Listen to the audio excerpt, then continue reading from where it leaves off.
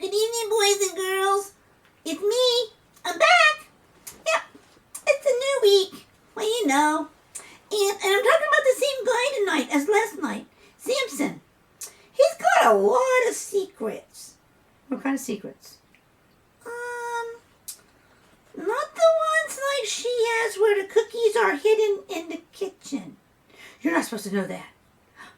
Some things are just meant to be.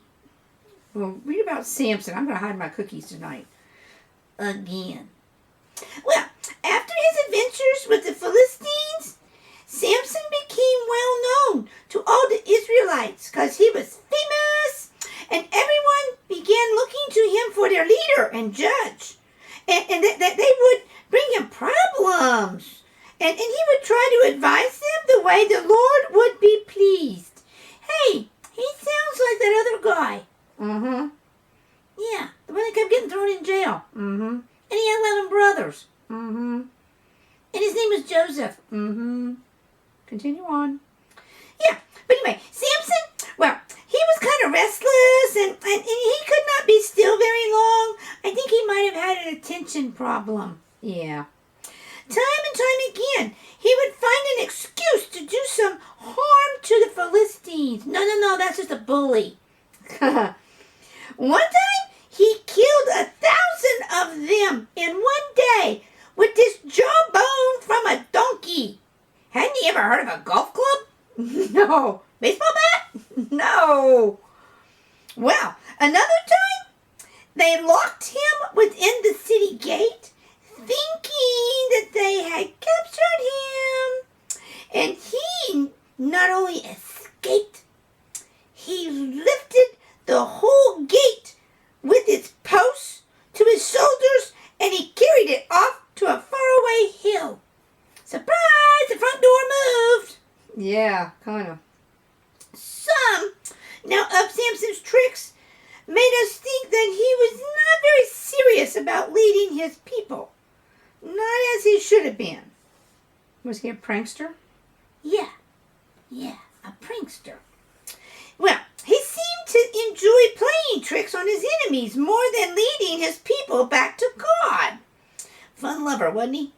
But in all this time, he had obeyed the Nazarite law, as the angel had told his mother he must. He had never cut his hair, not even his bangs, nor had he ever eaten anything unclean or drank any sparkly grape juice. What's that? Wine. Sparkly grape juice, wine. Then, for the second time, Samson, he fell in love with a Philistine woman. He should have learned his lesson the first time. Don't mess with them. Well, naturally, by this time, the Philistine rulers were anxious to do away with this fellow. Why?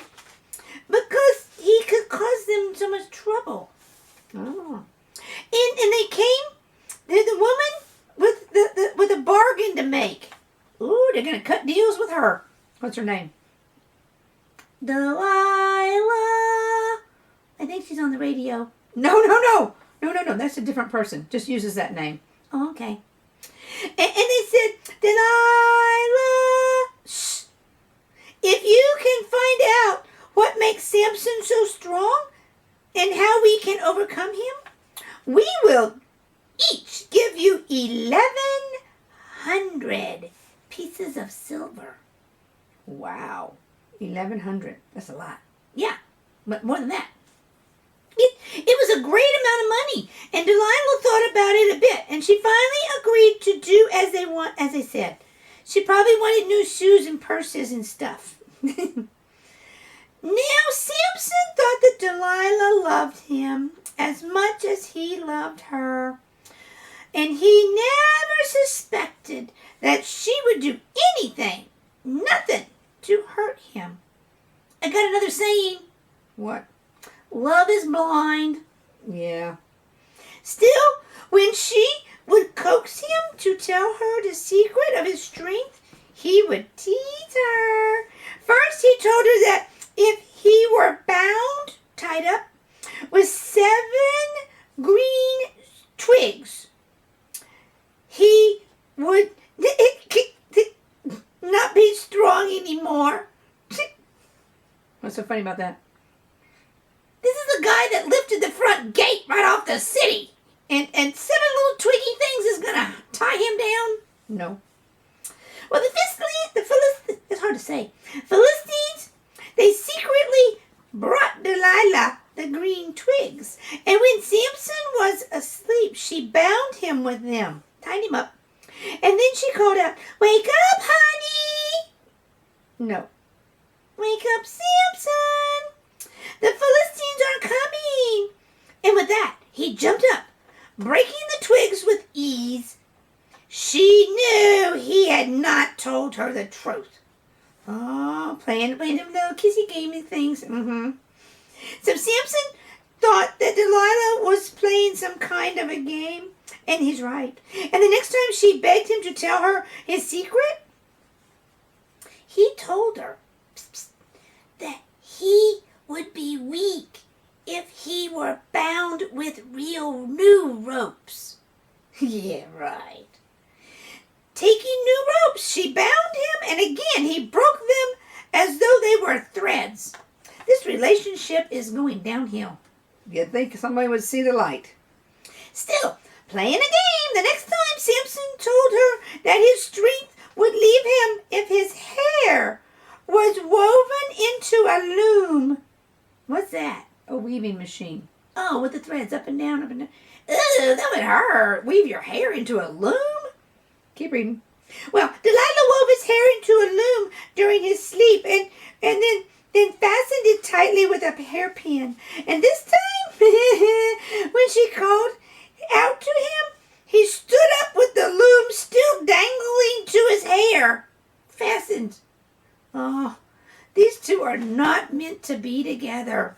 They should never go on that old dating game. Oh, no, that would not be good at all.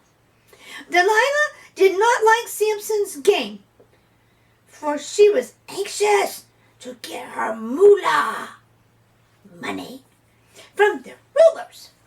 She asked him, "How can you say that you love me when you will not tell me the truth?" Oh, now she's going to be a whiny one. Every day she would beg and plead with him until he got tired of listening to her. Yep, that's what happens. Nag, nag, nag. And finally, he told her, "My hair has never been cut because I'm a Nazarite and belong to the Lord in a special way. And if my head were shaved, my strength would be gone." Oh, he should have not done that. Okay. This time, Delilah knew that he had told the truth. She called the rulers to bring her her money. It's not cash on the barrelhead, is it? Mm-hmm. You deliver, they deliver. Then she had them wait in another room. When Samson fell asleep, she called in a man with a razor.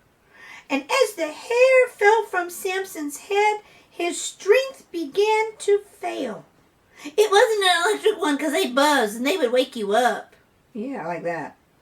When Delilah called that the Philistines were upon him, Samson woke and found that the Lord had left him. Not the Lord, really, the power. Okay. The rulers drew aside the curtain and hid them that had been hiding them and took him as their prisoner. They put out his... this is gross. Should I tell the kids? You have to. It's Bible truth. You have to tell it. They put out his eyes. He's blind now. And took him down to a jail. He's blind. Here, poor blind Samson pulled a millstone to grind the wheat, just like a donkey would have done. All he did was walk in circles all day. Whoa. But while Samson... I like this part. I know you would. But while Samson was in prison, they forgot to do something. What's that? Feeding? Nope. Clothing? Nope. Hair, baby. It grows back. They forgot to cut his hair and he grew back again. And he had a lot of time to think. And he probably prayed to God to forgive him for often wasting the marvelous strengths that he had been given in the first place. Now he lost it. To celebrate the capture of Samson, the Philistines gave a great festival, show-offs, in the temple, and with their idol, a god. It was a Dagon. And during the celebration, some began to call for Samson. Bring him out, show him off, let us see. And they wanted him to be brought out. And they dragged from the prison Samson. He was led between two and put between two great pillars. I know about pillars. Pillars of light, pillars of fire, and pillars of salt. Yeah. See, I remember my stories. What about these pillars? No, they were pillars, really pillars, on a porch. And what happened? They wanted to see him. So, what a sight they must have made. Stumbling and dragging, and he walked in while they laughed at him. Then Samson, he's a smarty. He asked the boy who was leading him, like he was a dog, about to show him where those pillars were so he could rest. What are you doing? I'm resting my head on a pillar. Oh. With his hands on the pillars, Samson, he began to pray silently. Lord God, give me my strength just one more time, that I may repay the Philistines for the trouble they have caused me. Well, he kind of started it himself, But keep going. Then he grasped and held on to the two pillars tightly, and he began to feel his old strength returning. Let me die with the Philistines, he cried.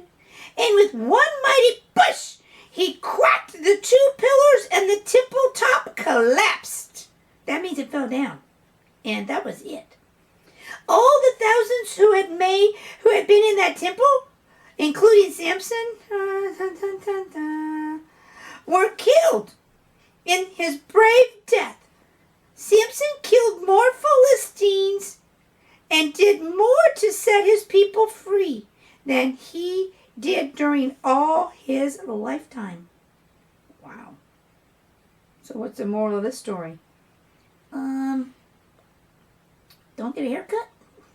No. Don't drink sparkly grape juice. No. Believe what God says and it'll happen. There's closer. Yep. Follow directions. Wait a minute. I got a question for you. What's that? If somebody dies on purpose to make good happen, are they called a martyr? Yeah. They're called a martyr. They do something good, die on purpose to make something good happen for God. For God. And Jesus. Yes. He was a martyr. Kind of, sort of. Wow. Bravest of all in his heart. Okay. Say goodnight to the kitties. Good night, kitties. Snuggle down. Pull your covers up. And dream about